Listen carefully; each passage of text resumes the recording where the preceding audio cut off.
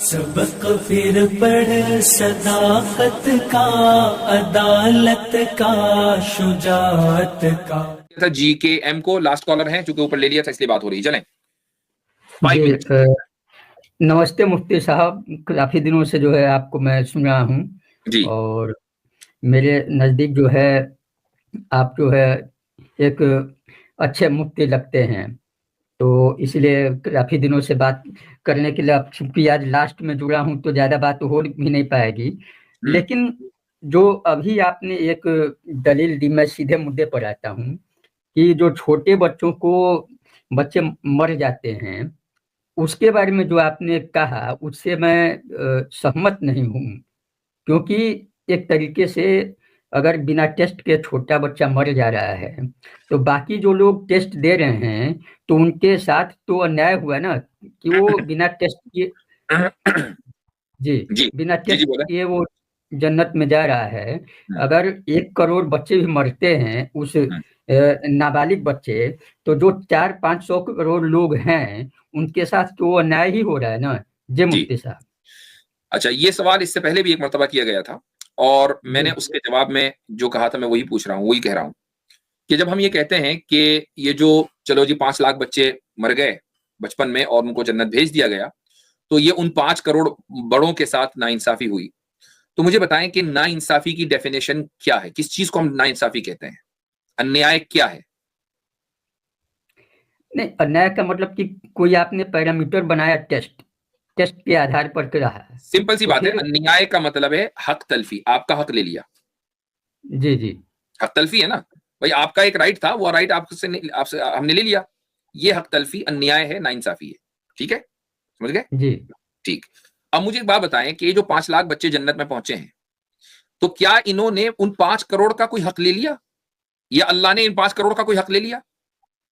मान लो नहीं, ये होता कि भाई अगर ये 5 लाख जन्नत में न जाते तो जन्नत में जरा ज्यादा जगह होती, जरा मजा आता, गार्डन वार्डन आगे पीछे होते। अब इन 5 लाख के चक्कर में सारे गार्डन वार्डन खत्म हो गए, सब फुल। अगर ऐसा होता तो ठीक है भाई, आपको कि यार ये जन्नत में तंगी कर दी अल्लाह ने इन लोगों को भेज के, इनको टेस्ट की बुनियाद पर लाना चाहिए था। Excuse me. जैसे अभी कुछ दिन पहले इंडिया में जो टेस्ट हुए हैं और उसमें जो पेपर लीक हुए, तो उसमें नाइंसाफी का इल्जाम लगा, है ना।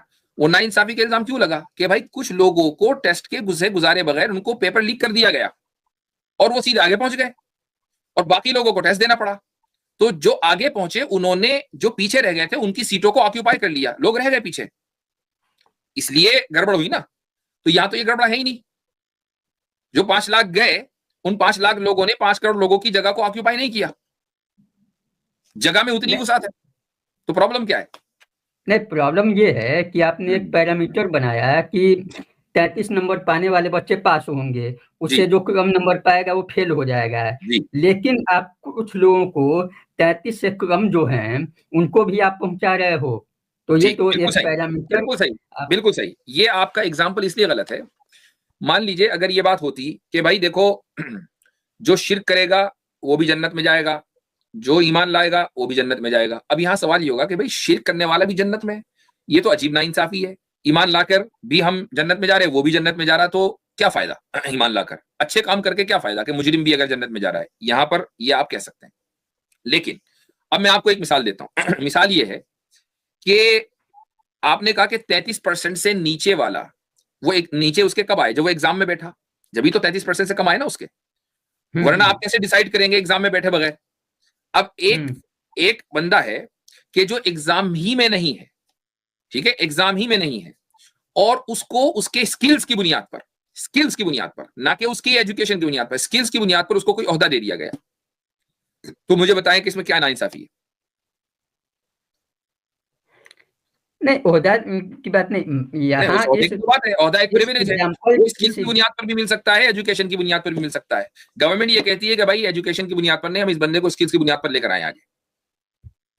बताएं क्या इस प्रॉब्लम है? एग्जाम्पल प्रमोशन की प्रॉब्लम है सर, कि बिना टेस्ट दिए जो है, आखिर कुछ तो हुआ, केवल मैंने तो प्योरली। बताया आपको, मैंने आपको एक थॉट प्रोसेस दे दिया, इसमें आप प्रॉब्लम नहीं ढूंढ पा रहे हैं।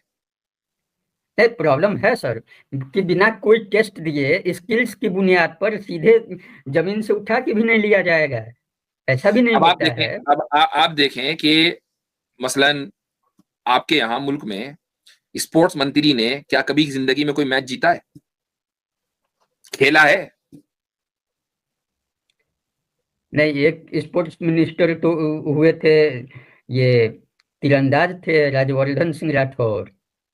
अरे अभी वो है ना अमित शाह का लड़का, अमित शाह का लड़का, बताइए कौन सा वो क्रिकेट का जो है, वो बीसीसीआई का चेयरपर्सन है, BCCI के चीफ है। हाँ, तो बताइए कौन सा उसने क्रिकेट खेला है? नहीं खेला। तो कहने का मकसद ये है कि ये हो सकता है कि आप ये कहें कि नहीं, ये आदमी चूंकि स्किल्स है इसके अंदर, ये पूरे बोर्ड को मैनेज कर सकता है, इसलिए हमने इसको इस पोजीशन के ऊपर बिठाया है। अगर वो पूरे बोर्ड को मैनेज कर ले, बहुत अच्छी बात है। ना खेला उसने कोई टेस्ट मैच, ना खेला उसने कोई वनडे में, जयशाह नाम उसका, ठीक है। तो इसी तरीके से अगर किसी आदमी को उसके स्किल्स की बुनियाद पर किसी पोजीशन पर बिठा दिया जाए तो इसमें क्या नाइंसाफी है? कुछ लोग एजुकेशन के रास्ते से जाएंगे, कुछ लोग स्किल्स के रास्ते से जाएंगे। नहीं तो उस बच्चे की खासियत क्या हुई कि उसे तो मैं आपको बताता हूँ हिकमत जो मैं आपको बता चुका पहले ही, जिसको आपने सुना शायद। मैंने सुना है, अभी सुना। नहीं, अब मैं बता रहा हूँ उसमें कि एक बच्चा जन्नत में जाएगा सिर्फ अपने लिए नहीं जाता, वो अपने माँ बाप की वजह से भी जाता है, ठीक है। अगर उसके माँ बाप को ये पता हो कि ये बच्चा जन्नत में पहुंचेगा ही नहीं, तो उनके लिए जन्नत में जाना ही बेकार, क्योंकि वहां जाकर भी वो उनको अपने बच्चा ही याद आने वाला है। बच्चा जो इस दुनिया से गया तो भी माँ बाप के जन्नत में जाने का सबब बना, और जन्नत में गया तो भी माँ बाप की वजह से गया। तो इसमें अल्टीमेट फायदा माँ बाप का है। जी, अल्टीमेट फायदा माँ बाप का है। और नाइंसाफी इसलिए नहीं है क्योंकि किसी की हक तलफी नहीं है। नाइंसाफी होती है हक तलफी की वजह से, हक तलफी हो नहीं रही। नहीं, हक तलफी नहीं होनी है, लेकिन मसला पैरामीटर क्या है सर? मेरा मुद्दा पैरामीटर मैंने बता दिया, पैरामीटर मैंने आपको बता दिया है। और उस वक्त भी मैंने बताया, जिन साहब से बात हो रही थी, कि खुदा की बहुत सारी सिफात में दो सिफतें ऐसी हैं कि जिनकी बुनियाद पर वो ये फैसला करता है कि जन्नत में कौन जाएगा कौन नहीं जाएगा। पहली सिफत है इंसाफ, आदल, ठीक है, जो बड़ों के अंदर होना है। दूसरी सिफत है फजल। फजल का मतलब है फेवर, किसी के ऊपर ग्रेस करना। खुदा चूंकि जन्नत का मालिक है, मैं अपने घर का मालिक हूं, ठीक है। आप मेरे घर में आएंगे, ठीक है भाई, आपसे हमारी ताल्लुक है, आप आइए, मेहमान है। आप ये नहीं कह सकते कि भाई फला आदमी को मत बुलाना, वो जैन धर्म का है, मैं हिंदू धर्म का हूं, बस मुझे बुलाना, आप जैनियों को मत बुलाना। नहीं भाई, वो मेरा उनसे मामला है, मैं उनको भी बुलाऊंगा, आपको भी बुलाऊंगा, ठीक है, चूंकि मैं घर का मालिक हूं ना। आपकी हक तलफी नहीं होगी। खुदा अपनी जन्नत का मालिक है, वो बच्चों को लेकर जाना चाहे बिल्कुल ले जा सकता है। इसमें किसी की हक तलफी नहीं है, जगह तंग नहीं है, तो हक तलफी किधर है? आप मुझे हक तलफी दिखाएं तब नाइंसाफी का इल्जाम लगेगा, वरना नहीं लगेगा। हक तलफी तो की बात से भी मैं सहमत नहीं हूँ कि किसी और का हक मारना ही नाइंसाफी है। नाइंसाफी के और भी सारे पैरामीटर हो सकते हैं। वो क्या पैरामीटर है? नाइंसाफी, आप मुझे हक तलफी के यानी हक तलफी के अलावा नाइंसाफी दिखाइए, कहाँ है? कोई भी मिसाल दे जिसमें हक तलफी ना हो, नाइंसाफी हो।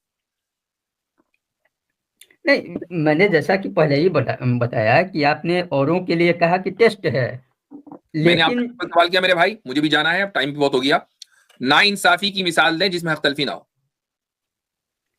ठीक है मुफ्ती साहब, तो हम अगली बार ये कंटिन्यू करेंगे। चले, ठीक है। तो अब सोच कर आइएगा, एक ऐसी मिसाल सोच कर आइएगा जिसमें नाइंसाफी तो है, हक तलफी नहीं है।